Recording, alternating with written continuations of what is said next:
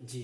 तो इसके अंदर जो नेक्स्ट है हमारे पास बेरिंग है। तो बेरिंग हम क्यों स्टडी करते हैं, जो हमारे पास एरोप्लेन एयर के अंदर जब वो मूव करते हैं तो उन्हें अपने एंगल की लोकेशंस मिल जाता है, लोकेशन उन्हें स्पेसिफिक एंगल के ऊपर रिक्वायर्ड होती है। उसके पीछे जो हम आइडेंटिटीज़ या जो कोडिंग यूज़ करते हैं दैट्स रिलेटेड टू बेरिंग। इसके बाद यूनिट नंबर 7 के अंदर बेटा जो हम लोग स्टडी करेंगे this is related to coordinates geometry. तो कोऑर्डिनेट्स जियोमेट्री के अंदर डिफरेंट शेप्स होती हैं हमारे पास, जैसे ट्राइंगल होगी, क्वाड्रिलेटरल, क्वाड्रिलेटरल के अंदर फर्दर हमारे पास टाइप्स होती हैं जिसमें रेक्टेंगल आ जाती है, पैरेललोग्राम आ जाती है या ट्रेपीजियम वगैरह आ जाती हैं। तो उनकी जो लेंथ्स होती हैं उनको मेजर करने के लिए हम यूनिट नंबर 7 के अंदर कोऑर्डिनेट्स ज्योमेट्री जो है वो पढ़ेंगे, जिसमें हम डिस्टेंस फार्मूला यूज़ करते हैं। ठीक है, ये हम इंशाल्लाह डिटेल में जब चैप्टर पढ़ेंगे तो उसमें देखेंगे। Geometry of straight line, geometry of straight line के अंदर जिस तरह हमने 8th क्लास के अंदर सिमिलर और सिमिलैरिटी का और कॉन्ग्रुएंट का रिलेशन देखा था, तो ये वही चैप्टर है लेकिन थोड़ा सा इसको अपग्रेड किया गया है। अपग्रेड मीन डैट कि इसके अंदर कुछ 2-3 फार्मूले नए स्टडी करेंगे। मीन डैट के हमें एरिया कैसे फाइंड आउट कर सकते हैं दो सिमिलर चीज़ों के अंदर, इसी तरह वॉल्यूम कैसे फाइंड आउट कर सकते हैं दो सिमिलर चीज़ों के अंदर। तो ये इस चैप्टर के अंदर हम लोग स्टडी करेंगे।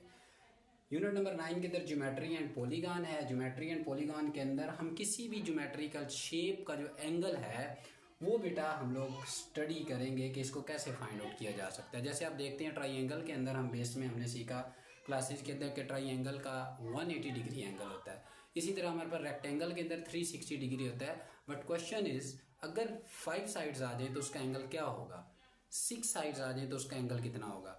तो ये सारी चीज़ें हम लोग किसके अंदर स्टडी करेंगे, जियोमेट्री एंड पॉलीगॉन के अंदर।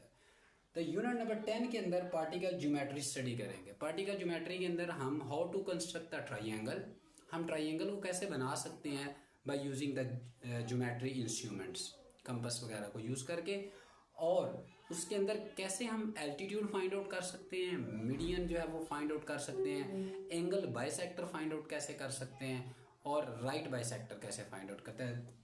ये हम लोग पार्टिकल ज्योमेट्री के अंदर यूनिट नंबर 10 के अंदर नेशनल बुक फाउंडेशन की जो बुक है उसके अंदर स्टडी करेंगे। And the unit number 11 is related to basic statistics and probability. ये मैंने वर्ड खुद से ऐड किया है, प्रोबेबिलिटी बुक के अंदर नहीं है, लेकिन इसकी ये पूरी एक्सरसाइज है जो हम लोग स्टडी करेंगे।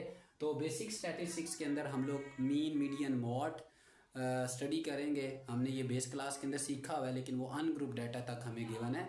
जिन बच्चों ने D2 या D3 का चैप्टर पढ़ा हुआ है स्टैटिस्टिक्स का, उन्होंने ये चीज़ें पढ़ी हैं। बाकी जो नेशनल बुक फाउंडेशन जो फेडरल बोर्ड की बुक है जो गवर्नमेंट स्कूल के अंदर पढ़ाई जाती है उसमें बेसिक स्टैटिस्टिक्स का कॉन्सेप्ट नहीं है। तो इस लेवल के ऊपर बच्चों का लेवल सेम करने के लिए बुक के अंदर हमें फेडरल बुक क्या देता है, बेसिक स्टैटिस्टिक्स का एक चैप्टर प्रोवाइड करता है जो कि बहुत बेसिक है स्टैटिस्टिक्स का। उसके बाद बेटा प्रोबेबिलिटी है। प्रोबेबिलिटी हम लोग स्टडी करेंगे। जिन बच्चों ने D2 ऑक्सफोर्ड का सिलेबस पढ़ा है, मैं फिर कह रहा हूँ, उन्होंने प्रोबेबिलिटी का कुछ ना कॉन्सेप्ट जो है वो गेन किया हुआ है। लेकिन इधर क्लास 9th के अंदर भी ये चैप्टर के अंदर ये नॉलेज दिया गया था कि जो गवर्नमेंट की स्कूल से पढ़ के हैं, जो आप ऑक्सफोर्ड सिलेबस पढ़ के हैं, उन दोनों बच्चों का जो नॉलेज ऑफ लेवल है वो सेम हो जाए। ठीक है, तो ये मैंने आपके साथ थोड़ा इंट्रोडक्शन था बुक का वो कर दिया है। इससे नेक्स्ट वीडियो के अंदर अब मैं क्लास इस चैप्टर की बुक को शुरू करने से पहले आपको बताऊंगा कि किस चैप्टर की फेडरल बोर्ड के अंदर कितनी कितनी वेटेज है। तब तक के लिए इतना ही, अपना ख्याल रखिएगा। अल्लाह हाफिज़, सलाम अलैकुम।